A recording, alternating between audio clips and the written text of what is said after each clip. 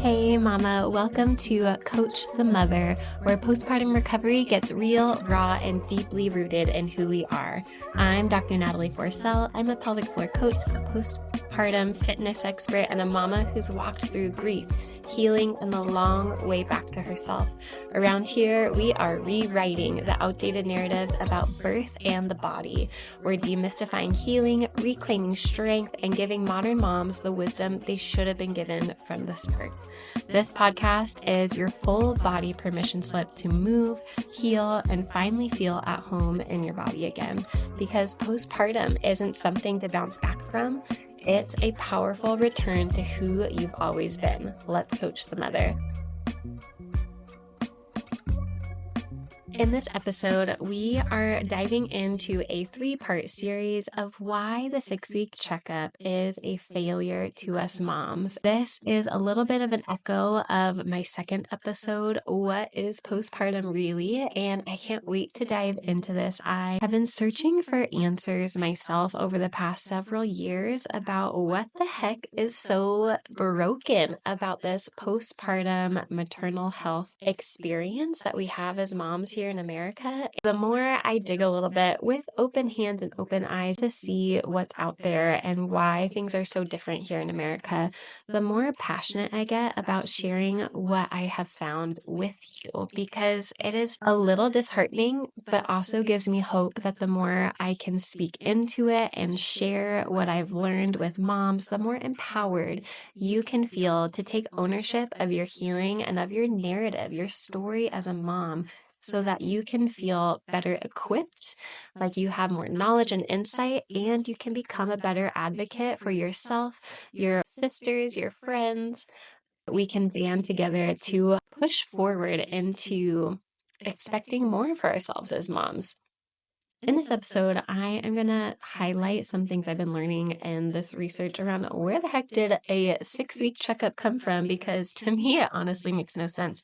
Before I became a mother, I was already a pelvic floor PT, and I had seen and interacted with a lot of moms, but also a lot of other conditions with men, women in their postmenopause, some younger girls as well.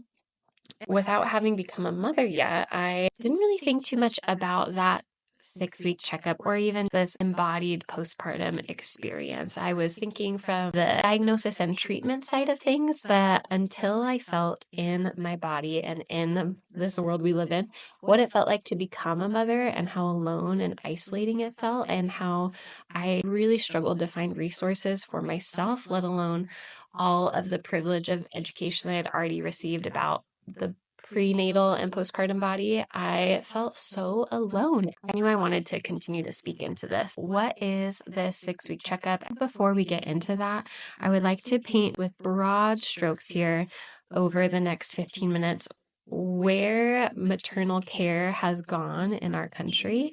Between 1750 to 1950, there has been such a huge evolution in birthing itself. Birthing used to be a pretty social experience, not a medical experience. It was very much about the community that you were with, and it was a women-centric environment. It wasn't something that we thought of or considered to be a medical procedure. It was just a way of life. When that simple framework shifts, that has huge ripple effects in communities, right? If we all were to grow up in a community in 2025 where birth was a social thing, we did it at home, we had mothers and aunties. There are still some places that do this in the world where they have not really over medicalized birth.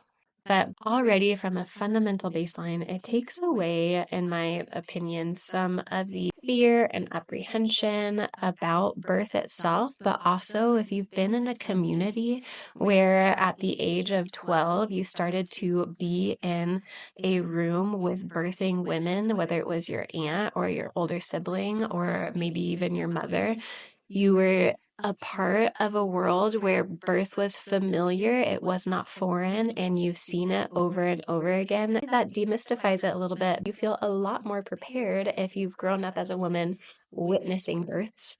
As we've slowly trickled away from that, there are very beautiful and wonderful things about the medical interventions we have today, and I definitely want to give credit to those. But over the course of the past 200 years, we've really shifted birth from being a social experience to a really medical experience. I pulled up some research. I'll put this in the link below. I found this article through the NIH, an update on research issues and the assessment of births things. Something that really stuck out to me was a little bit of history where place of birth in 1900 in the United States, nearly all births in the US occurred at home. That's only 125 years ago. By 1940, in 40 years' time, this is a huge shift culturally speaking. But in just 40 years, nearly half of the births, 44% of the US births, still occurred outside of the hospital. So that means 56% of births shifted into a hospital by 1940. And then in less than that, in 19 years, by 1969, only 1% of US births occurred outside of a hospital. Since 1969, the percent of out-of-hospital births has remained around 1% for decades. In roughly 50 years, the cultural perspective of birth changed dramatically in our country, and we moved almost every birthing woman into a hospital setting. What gets lost in any type of huge cultural shift like that, right? Especially considering that around that time, between 1900 to 1969, who are the people in charge of birthing in a hospital? Not many women were doctors. Taking care out of a women-centric social setting into a highly medical environment with males dominating this field, we can all imagine what type of implications that has had on birthing in general. My perspective, after having been through a few births now, there are so many pieces about us women when we are birthing that crave the mother, whether that is a female nurse or literally a mom or a sister being in the birth room.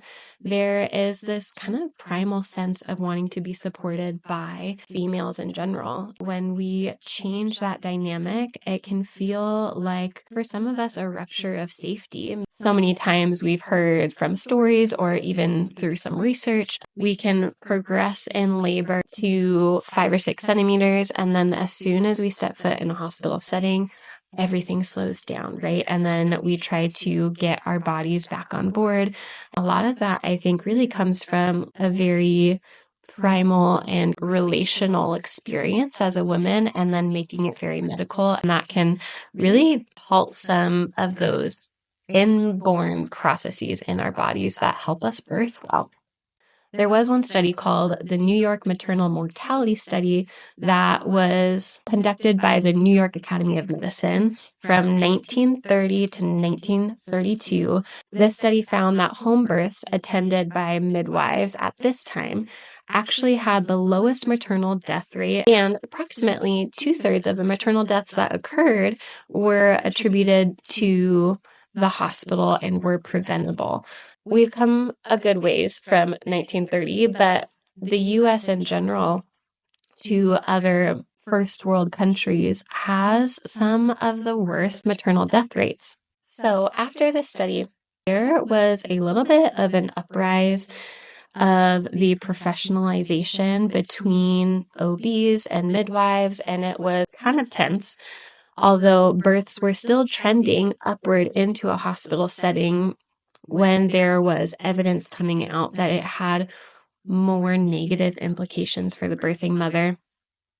This, I think, is where some of the rupturing and breaking down of more holistic-based birthing practices in our country might have arisen from. Our Western medical model of wanting everything to be pretty linear and straightforward. Some things can get lost in that equation when we start to eliminate generations of birthing knowledge handed down from midwives or in more social birthing type of communities. The research I found was, when did this 6-week checkup emerge? The 6-week checkup started to really arise around the 1950s. So you think about, from what we already know, by 1940, more than half of the births were starting to be hospital-centric. Some practices around the 6-week checkup really started to emerge and solidify around the 50s, and it has kind of stayed the same since then. Whoa, isn't that crazy? The 6-week checkup was established at a time when there was such a big cultural shift in how birth happened in general. In the 1950s, mostly men were involved in the birthing room in a hospital setting as the OBs. I think now at this point, we can really feel the dissonance of going into an OB setting.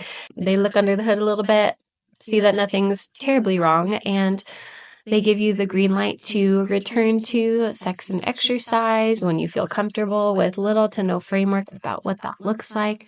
If we just look back to some of the history around how birthing has changed in the country when this 6-week checkup emerged, and how deeply outdated it is by new science that has come out around postpartum recovery, the whole perinatal journey as a woman. The 6-week checkup has kept us frozen in the 1950s.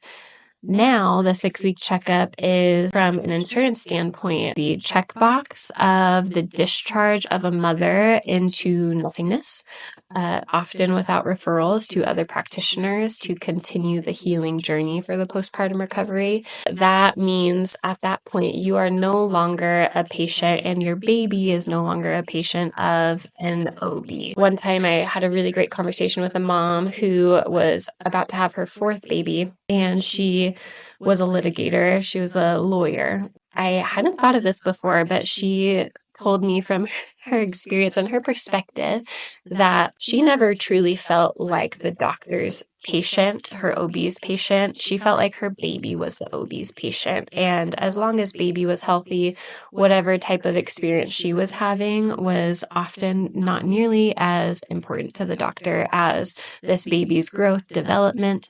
And again, if we think from the lens of litigation and insurance, if we use that model of care, that there's a lot of focus on the 6-week checkup to be that checkbox that everyone is safe and happy, and then you are counted in the statistics held somewhere in the universe that you had a successful birth, and you do not contribute to the U.S. mortality rate for maternal health.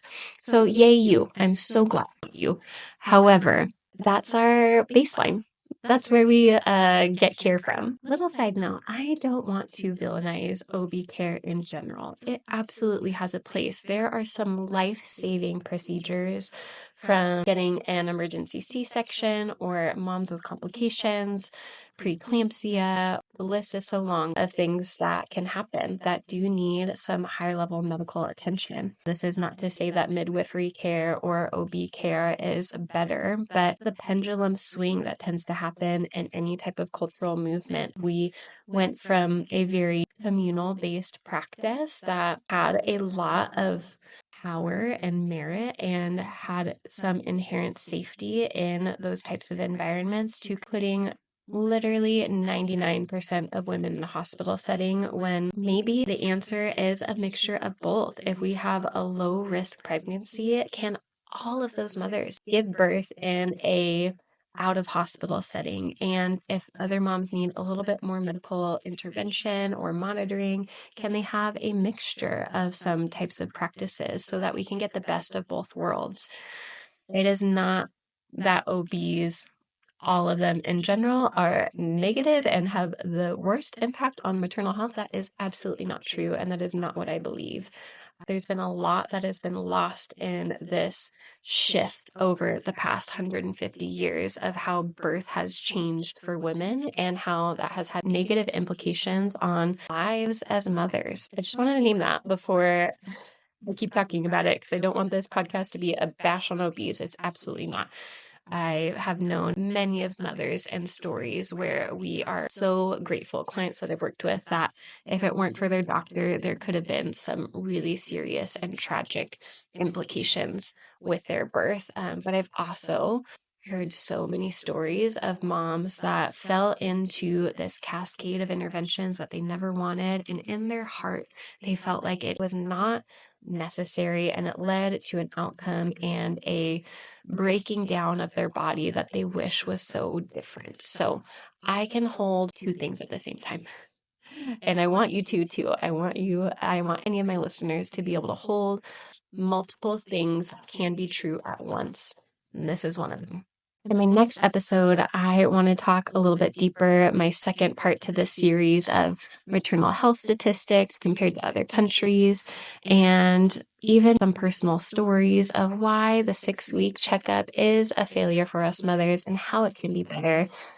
For any of the research that I've referenced or articles that I've referenced in this episode, you can find them in the show notes below.